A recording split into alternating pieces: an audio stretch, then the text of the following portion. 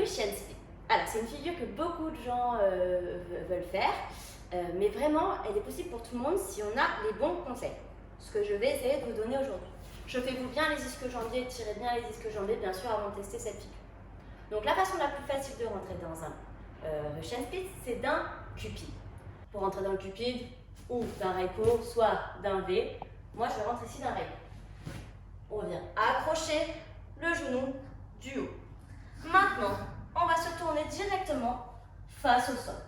Ici, vous restez le corps bien penché et vous attrapez la barre de chaque côté de la jambe du bas. Ok, on est en cup grip, pouce vers le bas. Là, c'est la phase très importante. C'est-à-dire qu'on va plier la jambe du bas, tirer dans les bras pour enlever la jambe du haut et tendre la jambe du bas. On est ici, d'accord? Ça, c'est vraiment la phase très importante. Ça, pareil, tout ça, vous le ferez très rapidement après, donc on ne verra pas tout ça. On est là, surtout pas, on emmène la jambe tout de suite derrière. D'abord, vous allez relâcher dans les épaules et regarder le plafond. Quand vous êtes au maximum du relâchement dans les omoplates et dans les épaules et que vous arrivez à regarder le plafond, vous pouvez alors emmener la jambe en arrière.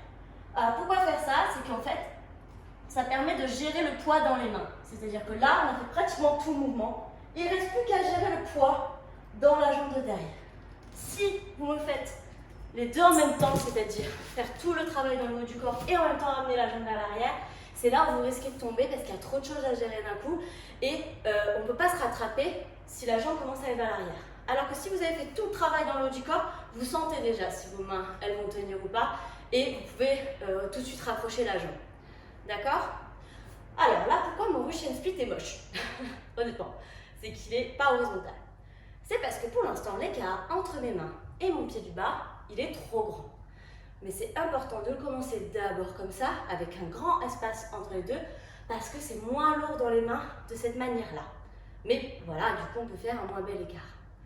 Quand vous êtes à l'aise, que vous sentez que vous arrivez bien à bloquer le système, à garder bien la poitrine contre la jambe du bas tout le long, à regarder le plafond, alors vous pouvez diminuer cet espace. Pour diminuer cet espace, soit vous remontez le pied sur la barre, soit vous descendez les mains, ou les deux. Esthétiquement, je pense que c'est peut-être mieux de descendre les mains, parce que quand on fait un cupide, là, et qu'on fait c'est pas top top, ok? Voilà, vous. Alors que si on fait ça, slider les mains, c'est quand même plus sympa, et on peut le faire plus vite.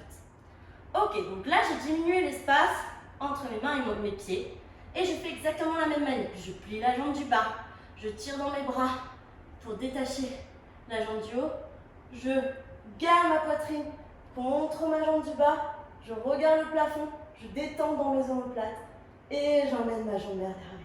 Et on peut encore essayer de voir si on peut relâcher un petit peu dans les épaules. Et on a un Russian Split. Pour redescendre, on tire dans les bras, on plie la jambe du bas tout de suite pour raccrocher et remonter en cupide. Alors souvent, on arrive à descendre, mais la remontée elle est touchy parce que y a du poids quand même à porter. Donc pareil, ça se teste au fur et à mesure en mettant les mains pas trop basses, pas trop près des pieds pour pas descendre trop bas. Et quand vous sentez que vous y arrivez, vous gagnez un peu de terrain pour aller de plus en plus bas, ok? Parce qu'en vrai, on pourrait carrément avoir les bras très très près du pied, mais là, du coup, pour remonter, c'est une galère sans nom. Donc, pensez à ça quand vous vous placez pour rentrer dans votre Russian. Ici, je descends mes mains, je plie ma jambe de terre et hop, jambe. Et je tire dans les bras, je plie la jambe de terre et je remonte. Après, vous verrez, vous pourrez directement garder la jambe tendue pour remonter. Donc vraiment très important, c'est cette poitrine contre la jambe du bas tout le long, ok? De regarder le plafond et de pencher le corps pour vraiment se retrouver ici, d'accord? Tout se passe dans cette première phase. La descente de la deuxième jambe, c'est vraiment secondaire. Donc vraiment, faites attention à toutes ces premières étapes. Allez, à vous!